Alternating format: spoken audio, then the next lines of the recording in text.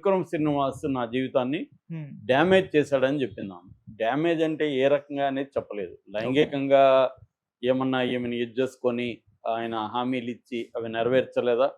లేకపోతే తను పెద్ద డైరెక్టర్ కాబట్టి తన పవర్ ఉపయోగించి ఈమెను లొంగదీసుకున్నాడా?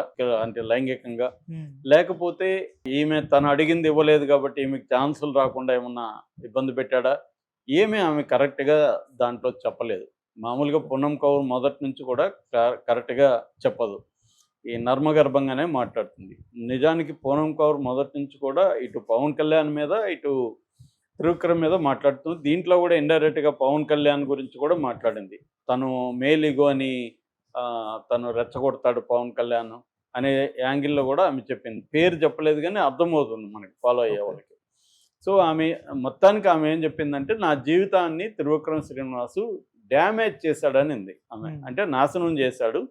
నా దానివల్ల నాకు హెల్త్ ఇష్యూస్ వచ్చాయి. నా లైఫ్‌లో హ్యాపీనెస్ పోయింది అనేది ఆమె చెప్పింది. హ్మ్.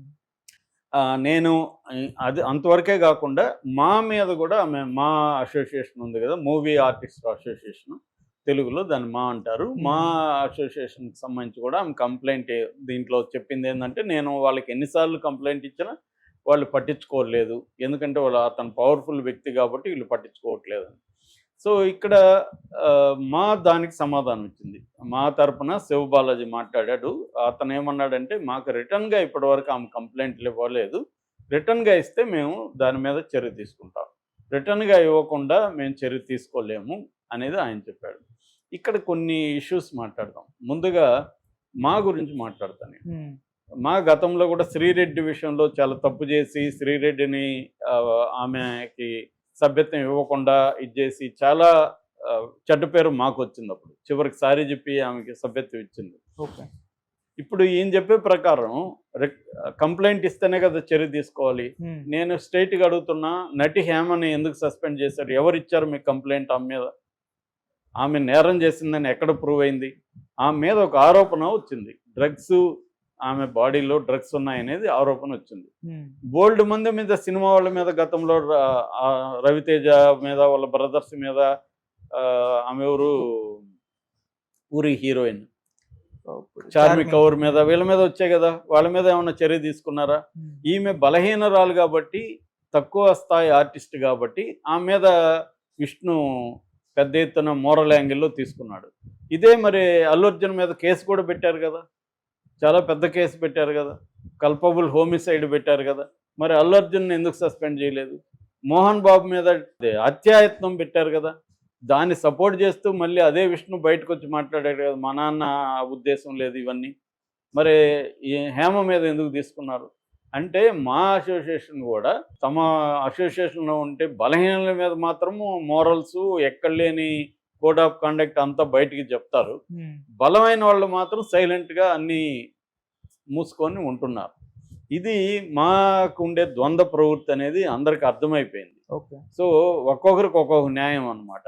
సో, ఇప్పుడు ఈమె కంప్లెయింట్ అవసరం ఏముంది? కంప్లెయింట్ ఇయ్యకపోతే ఆమె ఓపెన్‌గా చెప్పింది కదా! నువ్వు ఎందుకు త్రివిక్రమ్ శ్రీనివాస్‌ని ఆహ్, సమాధానం ఇవ్వమని ఎందుకు అడగరు మా వాళ్ళు? కంప్లెయింట్ ఇవ్వడం అంటే నీకు రిటర్న్‌గా ఎందుకు ఇవ్వాలి? ఆమె పెట్టింది కదా! ఓపెన్‌గానే పబ్లిక్‌గా పెట్టింది కదా! మరి హేమ విషయంలో మాత్రం ఎవరు కంప్లెయింట్ ఇవ్వకపోయినా, ఆమె దోషని ఏ కోర్టు నిరూపించకపోయినా, ఆమె మాత్రం ఆమెను బహిష్కరిస్తారు. ఈమె పూనమ్ కౌర్ చెప్తే మాత్రం దాని మీద చర్యలు లేవు. ఇది మాకుండే లిమిటేషన్స్ అనొచ్చు, లేకపోతే ద్వంద్వ ప్రవృత్తి అనొచ్చు ఏమైనా. మామూలుగా ఎక్కడైనా కూడా సమాజంలో ఆటవిక న్యాయం అనేది ఇప్పటికీ ఉంటుంది. ఎంత హ్మ్. చెప్పినా బలవంతులదే రాజ్యం. బలవంతులు తప్పు చేస్తే ఒక రకంగా చూడడం, బలహీనులు తప్పు చేస్తే ఒక రకంగా చూడడం అనేది మనకి క్లియర్‌గా కనిపిస్తుంది. ఓకే. అది కూడా ఇక్కడ ఉంది. రెండవది ఈమె చెప్పిన దాంట్లో వాస్తవం ఎంతుంది? అంటే త్రివిక్రమ్ అనే కాదు, మామూలుగా మనకి సినిమా ఇండస్ట్రీలో ఏందంటే, ఎవరు దగ్గర పవర్ ఉంటదో, అంటే సినిమా ప్రొడ్యూసర్ దగ్గర, డైరెక్టర్ దగ్గర, హీరో దగ్గర. ఈ ముగ్గురు దగ్గర సినిమా విషయంలో పవర్ ఉంటది. అంటే డెసిషన్ మేకింగ్ ఈ ముగ్గురు చేస్తుంటారు. ఒక్కొక్కసారి హీరోకి ఎక్కువ, జనరల్‌గా హీరోకి ఎక్కువ ఉంటది. సో, ఇప్పుడు వీళ్ళు ఆ హీరోయిన్‌ని ఎవరు సెలెక్ట్ చేయాలి అనే దాన్ని బట్టి ఆ హీరోయిన్ డిమాండ్‌లనేవి ఉంటాయి మామూలుగా. ఎందుకంటే నేను గత 20 ఏళ్ళ నుంచి తెలుగు సినిమా ఇండస్ట్రీలో రకరకాల పద్ధతిలో ఉంటున్నాను. సో, నేను అనేకం చూస్తున్నాను, వింటున్నాను. ఏం జరుగుతుందంటే ఇప్పుడు ఒక హీరోయిన్ తీసుకోవడం విషయంలో చాలా సార్లు హీరో డెసిషన్ ఉంటది. హీరో అనుకున్న అమ్మాయినే తీసుకుంటారు. అప్పుడు ఏం చేస్తాడు హీరో, తనకు కూడా ఉపయోగపడే విధంగా ఉండే హీరోయిన్‌ని తీసుకుంటాడు. అంటే తనకు ఉపయోగపడడం అంటే లైంగికంగా. తనకి ఉపయోగపడే విధంగా ఉన్న హీరోయిన్‌నే రికమెండ్ చేస్తుంటాడు. నేను ఈ మధ్య కూడా ఒక సినిమా గురించి వింటున్నా. ప్రొడ్యూసర్ ఏమో పలానా హీరోయిన్‌ని తీసుకో అని చెప్తాడు డైరెక్టర్‌కి. ఓకే. కానీ హీరో మాత్రం ఫిట్టింగ్‌లు పెడతా ఉంటాడు ఆ హీరోయిన్‌ని తీసుకోకుండా.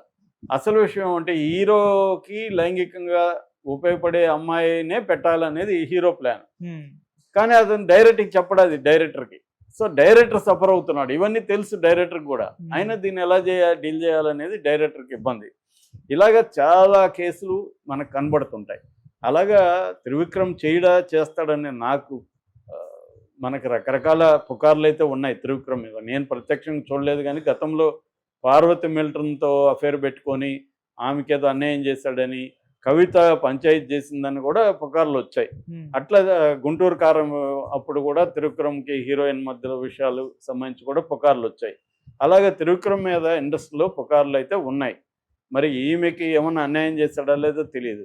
అట్లాగే పూనం కౌర్ కూడా ఏం చేయాలంటే ముసుగులో గుద్దులాట ఎందుకు? ఇట్లా నర్మగర్భంగా పెట్టడం ఎందుకు?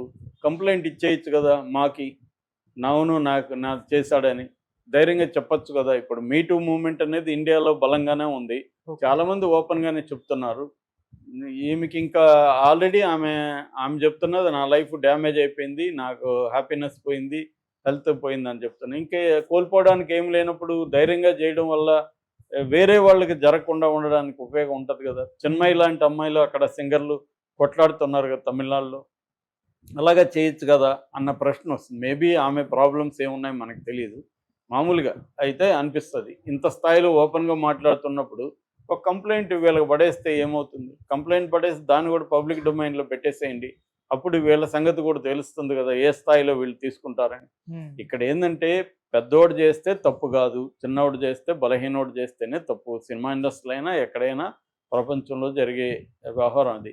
కానీ ఒక్కొక్కసారి చిన్నవాళ్ళు కూడా గట్టిగా కొట్లాడితే ఇప్పుడు మనకి శ్రీరెడ్డి నిజానికి అమ్మాయి చాలా చిన్న స్థాయి అమ్మాయి. కానీ ఆ అమ్మాయి ఒక ఇండస్ట్రీలో అందరినీ భయభ్రాంతం చేయగలిగింది. గట్టిగా కొట్లాడడం వల్ల అప్పట్లో అందరూ కూడా భయపడే పరిస్థితి తీసుకురాగలిగింది అమ్మాయి. కొంతవరకు ఆ ఎఫెక్ట్ వచ్చింది. ఆ తర్వాత మళ్ళీ మామూలే. ఎందుకంటే ఇప్పుడు ఎవరైనా ఇప్పుడు ఒక డైరెక్టర్ ఉన్నాడు. నేను నీకు హీరోయిన్‌గా పెట్టుకోవాలంటే నాకు నువ్వు ఈ ఫేవర్ చేయాలా పర్సనల్‌గా అన్నాడు అనుకో. ఆ అమ్మాయి కూడా రెడీ అయితే వేరే వాళ్ళకి ఇబ్బంది లేదు. అది వాళ్ళిద్దరి ఇష్టం.